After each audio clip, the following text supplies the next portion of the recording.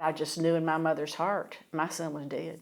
Matthew Davidson, 31 years old, died from an overdose on Memorial Day 2020. But I just remember crying out, I wasn't ready to let you go.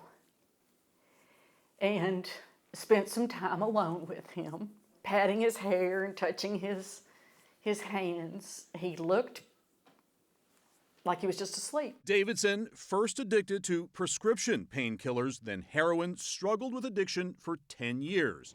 This isn't my first time I've been in a program. In and out of recovery, overdosing more than once. His death ultimately caused by the powerful synthetic opioid, fentanyl. At one point when his girlfriend was asleep, I think that's when he decided he was going to take this dose of what he thought was heroin, but it was a very high level of fentanyl as well. Within the heroin, and it doesn't take any of it to hardly kill you. Fentanyl and synthetic opioids like it accounting for 64% of the record 100,000 plus deadly drug overdoses from April 2020 to April 2021.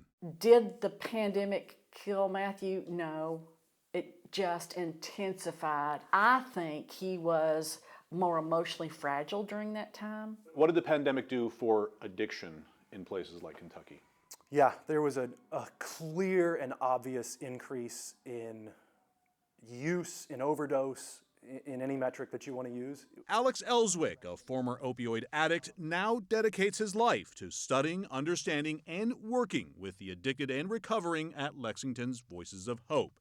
He says the pandemic and the isolation that came with it devastated the addiction community. What addiction is in your brain is downregulation of dopamine, and what social interaction does is upregulate dopamine. So it's literally organic medicine for the recovering brain. Add to the mix cheap and plentiful fentanyl, 50 to 100 times more potent than morphine, whether in pill or powder form, injected or snorted, dangerous even in tiny amounts. How did fentanyl come into your life?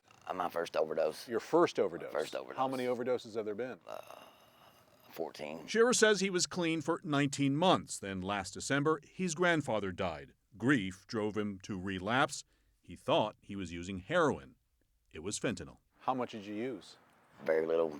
I wouldn't even say less than a tenth of a gram. Less than a tenth of a gram? Less than a tenth. And I found out it was straight fentanyl. I mean, that's a tiny... That's tinier than tiny. It's like barely a sprinkle of salt. I want to welcome everybody tonight. Social interaction important for the addicted, their families too.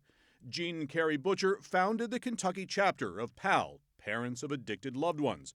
Over the years, they've heard it all as they struggled to free their son Matthew from opioids. Well, send him somewhere and fix him, or fix her. Well, it doesn't work like that. Why don't they just stop? Why don't they just stop? Don't they know they can stop?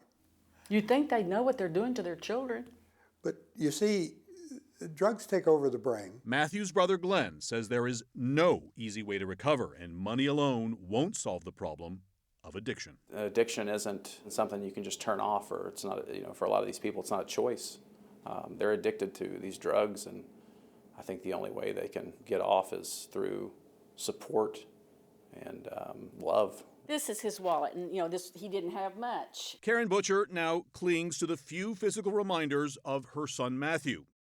Her favorite, a quilt made from all his favorite shirts. Sometimes I would think, okay, I've got Matthew's arms wrapped around me. It includes the last photo they took together in his most favorite shirt. If the house caught on fire, I'd probably grab that quilt. I call it my Matthew quilt. Matthew Davidson, one victim of America's opioid epidemic, wrapped in the pandemic of COVID-19.